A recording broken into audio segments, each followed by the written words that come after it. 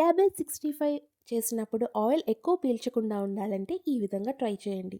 ముందుగా క్యాబేజ్‌ని కట్ చేసినప్పుడు క్యూబ్స్‌గా కట్ చేయండి. ఈ స్టెమ్ పార్ట్‌ని మొత్తం తీసేసి ఈ విధంగా క్యూబ్స్‌గా కట్ చేసుకుంటే మనకి ఆయిల్ అనేది ఎక్కువ పీల్చదు. ఇది టిప్ నంబర్ 1. క్యాబేజీని కోసిన తర్వాత ఒకసారి ఎయిర్ డ్రై చేయండి. లేకపోతే ఆయిల్ ఎక్కువ పీలుస్తుంది. ఇది టిప్ నంబర్ 2. జనరల్‌గా వెడ్డింగ్స్‌లో లేదా పెళ్ళిల్లో, ఫంక్షన్‌లో చేసినప్పుడు ఈ విధంగా క్యాబేజ్‌ని ఒక పెద్ద క్లాత్‌లో కట్టేసి వాటర్ మొత్తం తీసేస్తారు. మనకి చిన్న క్వాంటిటీయే కాబట్టి ఈ విధంగా చేసుకోవచ్చు. ఇందులోకి కొంచెం సాల్ట్ యాడ్ చేసుకొని క్యాబేజ్‌ని ఇలా బాగా కలపండి. ఇలా కలపడం వల్ల ఎక్సెస్ వాటర్ అనేది బయటకొచ్చేస్తుంది.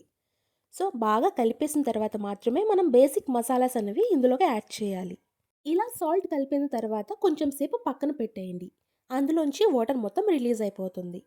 ఇలా పక్కన పెట్టుకున్న తర్వాత ఇందులోకి కొంచెం పసుపు అండ్ మనకి స్పైస్‌కి తగినట్టు కారం అండ్ ధనియాల పొడి అండ్ వేయించుకున్న జీలకర్ర పొడి, తర్వాత క్రిస్పీనెస్ కోసం రైస్ ఫ్లోర్‌ని యాడ్ చేస్తున్నాను. బియ్యపు పిండి మాత్రమే ఎక్కువ యాడ్ చేయండి క్వాంటిటీలో.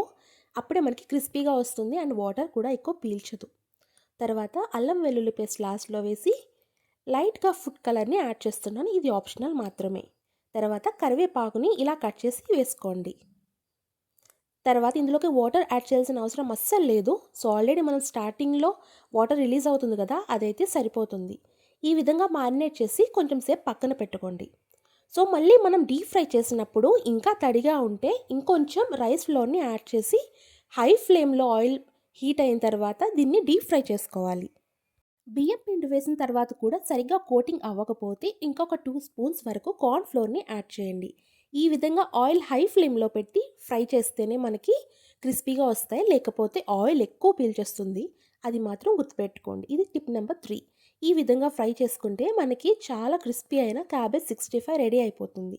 మీరు కూడా ట్రై చేయండి. చాలా వస్తుంది. Let me know in the comment after trying this. Thank you so much for watching. నా ఛానల్‌ని ఫస్ట్ టైం చూస్తున్న వారైతే సబ్స్క్రైబ్ చేసుకోవడం మర్చిపోవద్దు. Thanks for watching. Like, share and subscribe. Ingredients అన్ని నేను డిస్క్రిప్షన్ బాక్స్‌లో ఇస్తాను.